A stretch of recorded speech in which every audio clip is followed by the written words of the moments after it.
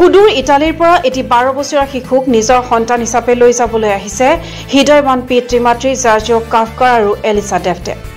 কাৰ্বি আংলং জিলাৰ ধনশিৰিৰ শিশুগৃহৰ পৰা আৰ্জিনা নামৰ শিশুগৰাকীক নিজৰ কৰি ল'বলৈ 6টা বছৰ অপেক্ষা কৰিব লগা হ'ল জাৰ্জিও আৰু এলিছে।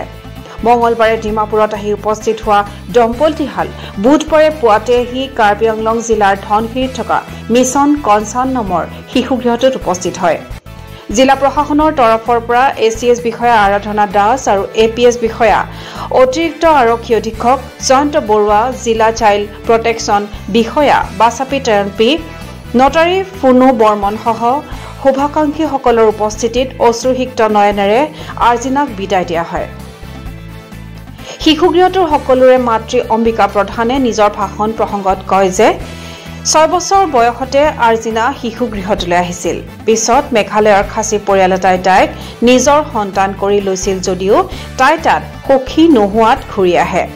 কিন্তু এইটো শিশুগৃহৰ পৰা 2019 চনত ফ্ৰান্সলৈ যোৱা পূৰবী, 2021 চনত মাল্টালৈ যোৱা ফ্লৰিন, 2022ত স্পেইনলৈ যোৱা খুচি আৰু ডেনমাৰ্কলৈ যোৱা জেমছৰ জীৱনশৈলী ভিডিঅ' কলত দেখি তাই নিজেও যোৱাৰ মন কৰে আৰু আজি তাই নিজৰ পিতৃ-মাতৃক পাই সুখী।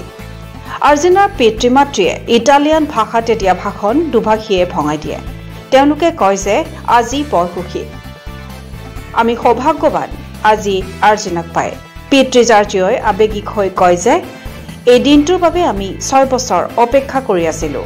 আমি আৰ্জিনাৰ বাবে এটা নতুন কোঠা সকলো সুবিধাৰে নিৰ্মাণ কৰি ৰাখিছোঁ। তাইৰ যি বিষয়তে ৰাপ তাতে সুবিধা দিম জীৱনটো গঢ়িবলৈ। উল্লেখ্য যে আৰ্জিনাই গীত গায় আৰু খেলা ধূলা কৰি ভাল পায়। শিশুগৃহত কেঁচুৱা কেইটাৰ লগতে কটাই অধিক সময়। আজি কলিকতালৈ গৈ ভিজাৰ কাম কৰি দিল্লীৰ পৰা আৰ্জিনা উৰা মাৰিব ইটালীলৈ। এক আৱেগিক পৰিৱেশত আৰ্জিনা নামৰ শিশুগৰাকীয়ে এৰিলে মিছন কনচাৰ্ণ। ডিফুৰ পৰা ছাইদুল ইছলামৰ ৰিপৰ্ট, আছাম টাইমছ পোষ্ট।